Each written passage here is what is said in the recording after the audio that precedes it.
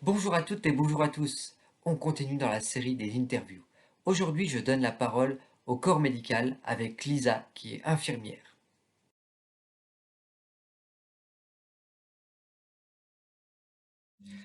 Bonjour à tous, bonjour à toutes. Ici Franck Mansuy. Pour les personnes qui ne me connaissent pas encore, je suis animateur bien-être en entreprise et j'interviens avec l'association Sophro Relaxasso.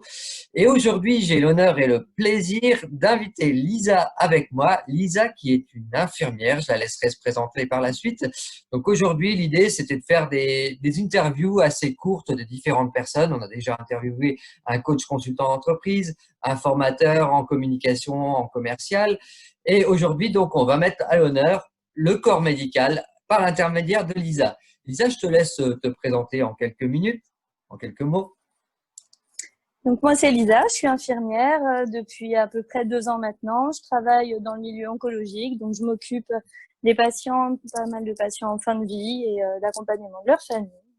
Voilà. Et je pense effectivement que la bonne humeur et le sourire peuvent vraiment faire la différence dans nos prises en charge. Donc d'où l'intérêt de mon intervention. Alors, tout à fait. Ce qui a motivé en fait ma demande, j'ai rencontré Lisa lors d'une soirée, et puis Lisa nous a fait en fait un monologue où elle a parlé justement avec passion de ce qu'elle vivait, de ce qu'elle faisait, de son métier et de sa façon de voir les choses. Faut savoir que Lisa est assez jeune, hein. Lisa, tu as quel âge? Je sais que ça se fait pas et moi j'aime bien faire les choses qui ne se font pas. On ne demande pas l'âge à une dame. Quel âge as-tu? 22 ans. Voilà, donc 22 ans. Et du haut de ces 22 ans, Lisa a réussi à me donner une leçon de vie sur la positivité. Voilà. Et donc, Lisa, comment tu vois justement toi ton métier? Comment tu vois cette fameuse pensée positive, toutes ces choses-là? Bah, je pense qu'on a un métier qui peut être assez compliqué en termes de prise en charge, enfin, un métier qui, à force de longues heures de travail, de tout, on a nos problèmes personnels, les problèmes qu'on va rencontrer dans le boulot et ça va assez vite de vouloir râler, d'en avoir marre ou quoi, alors que finalement, tous nos patients, enfin, on n'est pas simplement dans une prise en charge qui est uniquement du domaine du soin, du technique. Enfin, la prise en charge relationnelle, elle fait beaucoup. Et effectivement, je pense que quand on a le temps de prendre le temps de discuter avec nos patients, juste de les faire sourire, voilà, si je les fais un petit peu rigoler parce que bah, je leur raconte mes petites histoires de vie, bah, moi, quelque part, j'ai gagné ma journée. C'est pas juste aller voir mes patients, lui faire ses soins et puis à ciao, bye bye, je rentre chez moi. Donc voilà, la pensée positive peut beaucoup changer et un sourire également. Mm. Tout à fait. Et est-ce que tu vois justement quelque chose qui change par rapport à ces patients-là, par rapport on va dire un jour où on est dans le moins et où on est moins positif? Est-ce qu'il y a une différence entre le moment où tu vas arriver toi avec ta bonne humeur et le moment où il y a moins de bonne humeur? Bah, je pense que les patients chez qui on va arriver dans un jour où on n'a pas spécialement envie de discuter, pas envie de sourire avec eux, bah, ils vont pas avoir envie de s'ouvrir à nous. S'ils ont des vrais problèmes du domaine également du psychologique ou quoi, ils vont peut-être plus se renfermer. D'autant plus qu'il faut pas oublier que là, on était quand même dans une période donc, de pandémie où les patients se sont trouvés pendant plus de 2 mois sans aucun droit aux visites. Donc, notre passage de 10 minutes quelques fois par jour, c'était leur seul contact humain. Et bah ouais, je pense que du coup, effectivement, quand on arrivait avec un peu de sourire, avec le temps de parler, le temps de rigoler, de les écouter, ça, ouais, ça fait la différence. Parce que quand on est tout seul dans une bulle comme ça et qu'on n'a aucun contact humain ou alors juste un contact avec quelqu'un qui clairement n'a rien à fiche d'être là, ça peut tout changer. Parce que moi, je dis toujours à mes patients, oui, le cancer, c'est très compliqué de le guérir, mais il y a une grosse dimension psychologique également. C'est que si on n'a pas envie de se battre, bah, oui, il y a une partie du chemin qui va être compliquée à faire. Tout à fait. C'est la force du mental, la puissance du mental, justement. D'où l'intérêt de cette fameuse pensée positive. Et quand je t'avais rencontré, justement, en fait, tu transpirais le positif. Tu m'as emmené avec toi, en fait, dans ta façon de voir les choses, dans ta vie de tous les jours. Comment tu vois, toi, ta vie de tous les jours, en règle générale? Comment tu abordes les choses, que ce soit en problématique ou en positif?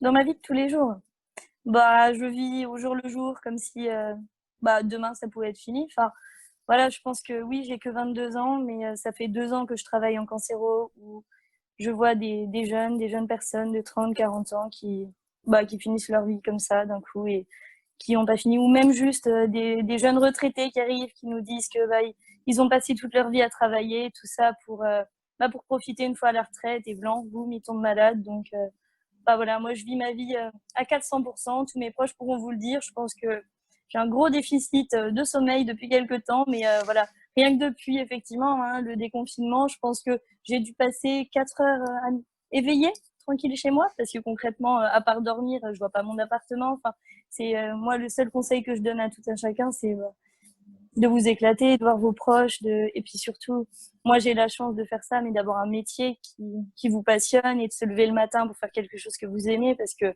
enfin, ça se ressent directement. C'est- Quand on aime son job, on le fait mieux. Quand on transpire le bonheur, et ben, moi je pense que le bonheur est contagieux. Donc, si on pense et qu'on essaie d'être heureux, bah feu. Exactement. Le bonheur, en fait, il faut savoir que le bonheur est encore plus contagieux que le Covid, justement. Donc, Ah, ça soyez c'est bien vrai. heureux et vous pourrez justement, là, vous pouvez contaminer tous vos proches, vous pouvez contaminer tous vos amis. Mais écoute, Lisa, je te remercie beaucoup pour cette intervention, pour ce partage. Et bah, écoute, continue à transpirer le bonheur, à partager cette positive attitude à tes patients, à tout ton entourage.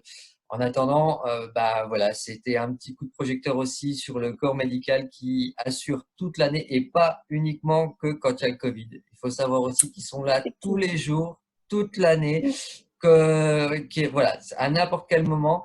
Et c'est des gens en fait on a mis à l'honneur pendant 2 mois et maintenant ils sont tombés dans l'oubli. Alors là, ça c'est mon petit coup de gueule à moi. Je trouve que c'est écœurant de faire ce travail-là aux gens en étant payés si peu, en étant si mal considérés. Là, on leur a promis plein de choses qu'aujourd'hui, on ne leur donne pas. Des primes, des augmentations de salaire, des choses comme ça. C'est mon regard personnel, il n'y a rien de politique là-dedans. Mais pour moi, une infirmière, elle ne devrait pas gagner 1 600 euros. Voilà. Je connais plein d'infirmières qui sont à ce tarif-là, il y en a d'autres qui sont un petit peu plus au-dessus. C'est inadmissible. Et pour tout ce qu'elles font, il n'y a pas que les infirmières, il y a aussi les aides-soignants, il y a aussi les médecins, voilà, tout le corps médical. Il y a aussi tous les autres métiers dont on a moins parlé pendant le confinement, mais aujourd'hui, c'est plus le corps médical. Voilà. Donc, merci à toi, Lisa. Je te souhaite une belle journée. Si tu veux rajouter un petit mot. Eh ben, merci, merci de ton interview. Tu es exactement une belle personne. Moi aussi, j'ai apprécié de discuter avec toi et continue de véhiculer le message que le bonheur, ça peut tout changer parce que ça peut vraiment faire la différence. Et voilà, effectivement, ne nous oubliez pas, on a toujours été là et on le sera toujours. Allez, les sophrologistes, salut tout le monde. Une bonne fin de journée et à très bientôt. Surtout, abonnez-vous à la chaîne Sophro Relax Asso. Allez sur le site Sophro Relax Asso et sur les réseaux aussi. À très bientôt. Il a fallu en arriver là pour les remercier. Ces héros du quotidien qui sont comptés, sacrifient leur vie au nom de notre santé. Ces mêmes qui criaient dans la rue, venez nous aider. Et demain, on fera quoi? On recommencera, l'homme est comme ça. Mais demain, ce sera nous, les maîtres du jeu, un point c'est tout. C'est